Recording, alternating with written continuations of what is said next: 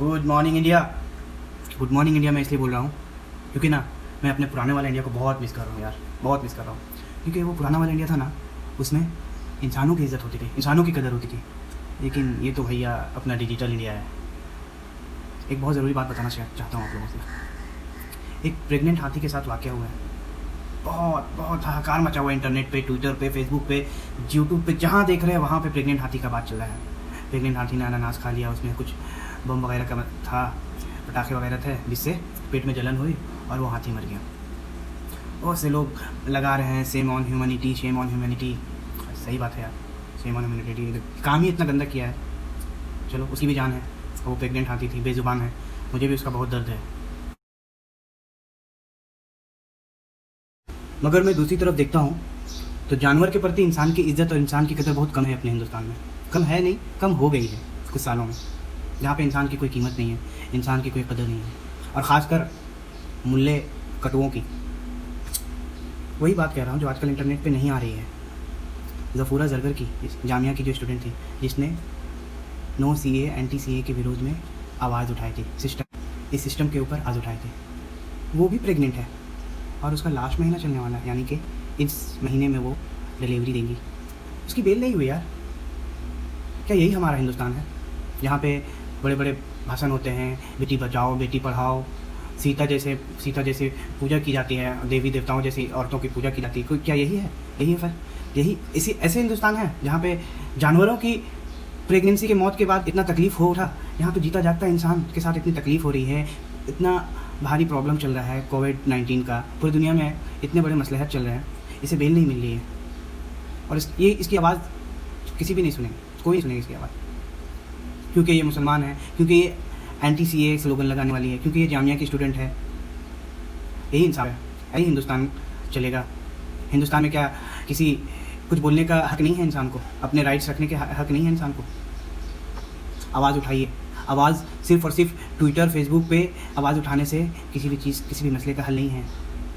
हमें सड़कों पे उतरना पड़ेगा, हमें गलत को गलत कहना पड़ेगा, जो गलत है वो गलत है।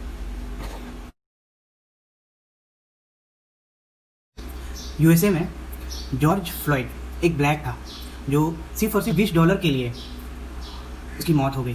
पुलिस ने उसे गर्दन से चाप के रखा और उसकी मौत हो गई। और पूरे अमेरिका में, पूरे USA में इसके खिलाफ प्रोटेस्ट हो रहा है। और इस प्रोटेस्ट में सिर्फ ब्लैक नहीं है, वाइट भी है। वो कहते हैं कि black lifes is also matters. उन लोगों के अंदर रेसिज्म नहीं है, वो लोग सड़क पे आ गए यार।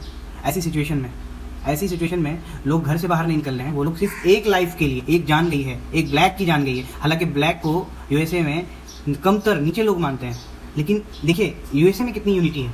उस सारे लोग 40 शहर में एक प्रोटेस्ट हो रहा है, वो डिमांड कर रहा है कि एवरी लाइफ मैटर। और हमारे हिंदुस्तान में जस्ट अपोजिट है यार, जो मरा सो मरा, जो जिया सो जिया। मैंने किसी को भी नहीं देखा कि किसी ने ट्वीट किया, किसी ने अपोलोजाइज़ किया जो 16 माइग्रेंट ट्रेन से चप के मर गए, कट के मर गए। मैंने किसी को नहीं देखा, ना हमारे PM, ना BJP के किसी ने नेता ने दुख जताई, मैंने नहीं देखा। वो ट्विटर और फेसबुक पे भाई वो ज़माना गया। ट्विटर फेसबुक पे कोई भी लिखता है, 5 साल का बच्चा भी लिख रहा है, I feel very sad, I feel very bad. तकलीफ़, दर्द तभी मिटती है जब उसके पास जाके उसे तसल्ली दें, उसके घर वालों को बताएं कि कोई बात नहीं, हम हैं, हाँ, सरकार हेल्प करेगी। ये होता है। ये ट्विटर और ये नाम घोषित कर देना कि जितने मरे हैं सबको 2-2 लाख रुपया देंगे। अरे 2 लाख क्या करेगा वो? जिसका गया, जिसका बाप गया, किसी का माँ गया, किसी का बेटा गया, उसका संसार चला गया यार। तो वही बात बोलते हैं ना, हम लोगों के यहाँ इंसान की कदर नहीं है। हम लोगों के यहाँ जो मर गया सो मर गया, कोई ऐसी बात नहीं। मर गया क्या है? बहुत आबादी है। यही तो प्रॉब्लम है हमारे हिंदुस्तान की। हम लोगों ने अपनी आबादी को यूटिलाइज़ नहीं किया, इसीलिए हमारी आबादी हम पे बोझ बन रही है। और हाँ, ये मजदूर हम पे बोझ नहीं है, कभी भीख मांग के नहीं खा रहे हैं, ये भट करके खाते हैं, मजदूरी करके खाते हैं। ये बड़ी बड़ी इमारतें जो आप देख रहे हैं, ये जो ट्रेन की सड़कें, ये सड़क, ये सब मजदूर की देन है। कोई टाटा और बिरला खुद से नहीं बनाया इन लोगों ने, कोई बड़े बड़े कंपनी वालों ने खुद से नहीं। ये मजदूर की मेहनत, मजदूर के पसीने से बनी है। मेरे दिल में मजदूरों के लिए बहुत इज़्ज़त, बहुत मोहब्बत है, क्योंकि अगर वो नहीं रहे ना तो नहीं चल सकता है देश हमारा। अभी समझ में आ रहा होगा ना, अभी समझ में आ रहा होगा वो फैक्ट्री वालों को। अभी तो लॉकडाउन खुल रहा है ना आस्ते आस्ते, अभी उसे मजदूर की कदर और इज्जत समझ में आती होगी। अभी वो हाथ जोड़ के भी बुलाना चाहेंगे तो बुला लेंगे, क्योंकि उसे पता है हमारा काम मजदूर से ही निकलता है। मज़दूरों को रास्ते पे छोड़ दिया गया, ना उसे पहुँचाया गया। अब बताओ कि अगर वो मज़दूर कसम खा ले कि नहीं अब हम नहीं जाएंगे, अब हम किसी शहर में जाके काम नहीं करेंगे, हम खेती बाड़ी करेंगे, तो क्या शहर हमारा, तो क्या हमारा देश तरक्की करेगा? देश किसी एक से तरक्की नहीं कर सकता है, अब किसी एक धर्म से तरक्की नहीं कर सकता है। अरे ये हमारा सौभाग्य है कि इस देश में सारे धर्म के लोग रहते हैं यार। हम कभी ईद मना लेते हैं, कभी दिवाली मना लेते हैं, कभी दुर्गा पूजा मना लेते हैं, कभी क्रिसमस डे भी मना लेते हैं। बड़ी खुशी होती है यार जब क्रिसमस डे में लाइट सजती है, दिवाली में, दुर्गा पूजा में लाइट सजती है, ईद में लोग एक दूसरे के घर में आते हैं, मिठाई खाते हैं, सेवई खाते हैं, बहुत खुशी होता है।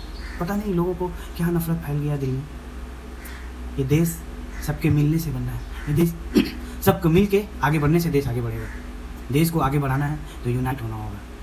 जैसे अमेरिका में है, वहाँ तो काले गोरे का कोई भेदभाव नहीं है, देख रहे हैं ना, सिर्फ एक जाने गई है, सिर्फ एक जान। वो भी कौन है? वो सिक्योरिटी गार्ड था, कोई बहुत बड़ा हाई प्रोफाइल का इंसान नहीं था। अभी भी अकल ठिकाने नहीं है हमारे देश का। हम गाय के नाम पे मार दे रहे हैं मुसलमान को, हम छोटी छोटी बात पे मार दे रहे हैं, दलित को मार दे रहे हैं, दलित को काम नहीं कर रहा है, दलित को मार दिए, 100 रुपया 2000 के लिए दलित को मार रहे हैं, छोटी जात को मार दिए। अरे ऐसे देश नहीं चलता है, और ऐसे संसार नहीं चलता है।